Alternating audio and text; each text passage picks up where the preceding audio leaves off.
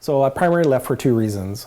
One was just on the police report itself, the transition report, and the other one was on the actual dissolution or collapse of the Public Safety Committee that the Mayor announced earlier this week. And can you explain what the issues were with those two things that have happened? Well, the transition report, it was produced in 113 days, and it was produced with, the City of Vancouver and Vancouver Police. And there's a lot of gaps in that report. It essentially comes out and says that, Surrey can have better policing for more money and less police officers.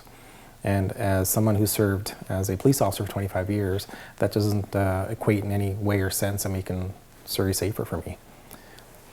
And then with the Public Safety Committee? And with the Public Safety Committee, that's a committee that's a long-standing committee, which had been set up previously, where it's a committee of council, and you discuss issues such as not just the policing, but also with fire, bylaws, and it's a place for all councillors to really bring forth issues that are concern for the community and what they see as issues of concern in a public safety venue. But now the Mayor has chosen to dissolve that and move ahead with some sort of transition committee of some kind. Now I did ask the Mayor if there's an opportunity to go on that, but he did not respond back to me. Well, if you look back and see how this council started, after the election, I mean, the Mayor did have 7 councillors, and now he's left with 4.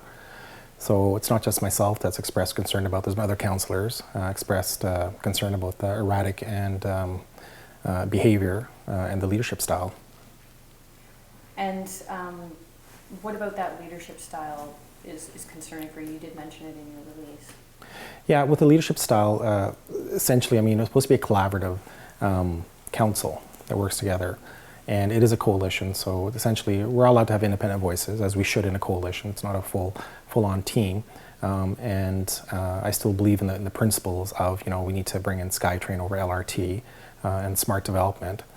But when you talk about a police transition, I mean, the police transition, like I said, did not mean less police officers on the road for the City of Surrey. So do you see any more defections from council coming, or any other changes, maybe independents banding together, anything like that? At this point, no. I mean, I left, as you know, today, and I was pretty clear on my reasons for why I'm leaving. But I think, the other councillors on City Council do need to make their own decisions what they want to do, and if they choose to have sort of blind faith in information that's not wholesome, that's entirely up to them. And do you foresee any difficulties when it comes to passing things, making decisions going forward with this kind of split? I think if it depends really on the reasons and people need to give for their decision-making processes. I've always been very clear and transparent in my decision-making, why I've said something. I've always been available to answer questions for the media or for constituents. Other councillors choose, I guess, not to do that, and that's entirely up to them.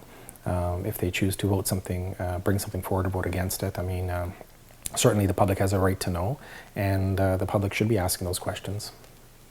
Do you feel like you'll be able to have more of a voice going forward, or as an independent that if there's something that you're particularly interested or passionate about, that you won't be able to get it heard? That's entirely up to the rest of the council too. Like, I'm always going to advocate for the issues that constituents bring to me. I've been very lucky in the support I've had, certainly from being elected, and I will continue to be a voice for everyone, not just for those that voted for me and didn't vote for me. As an elected official, we have an obligation through our entire term to be listening to the community and listening to the constituents, and that doesn't stop on the day you get elected. What bearing do you think this might have, if any, on the Solicitor General having to make a decision on policing transition, like this fracturing of council?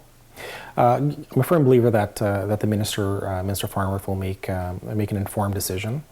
Certainly, he's I think put together a pretty strong team around him to help go through that report and identify, where the gaps are in that report. And from the way I read it, I think if I was able to identify quite some significant gaps in there, such as the HR component, the costing around it, and the overall safety plan for Surrey, I'm sure it'll come back from the minister with some questions that certainly the mayor's going to have to answer. So do you think the makeup of council or any political, upheaval is going to have a bearing at all? Well, I think that there's already community upheaval out there on the transition report. I mean, we have community groups out there that have petitions online, in person. So the community has already, I think, mobilized themselves, for their concerns. And certainly having another voice at the table expressing those concerns is always a good thing for a healthy democracy. So more the community's response to it as opposed to individual councillors or the makeup of council having that bearing on it. Yeah, and I think those councillors that have spoken up in the past continue to speak up with myself. We've all been pretty vocal on it. And, everyone just that speaks up on issues, I think they do just want to have the best for Surrey. And, Surrey deserves the best police it can get. And it doesn't matter if it's a municipal police force or if it's a RCMP or some sort of hybrid combination of that. But there's certainly opportunities that have come up in the last little bit, such as having a police board with the RCMP. Do you think the four of you who are independents or Surrey Mm-hmm. First will, form a coalition of your own or band together on certain issues? Well, I think you're already seeing a lot of similarities in what we're expressing, regardless if we're independent or if we're part of Safe Surrey Coalition or on another party. People that genuinely care about Surrey are going to speak up about the concerns they have for Surrey. So as far as any party or anything else forming in the future, I think, it's so far out. I just announced today, so I can't even really comment any further on that.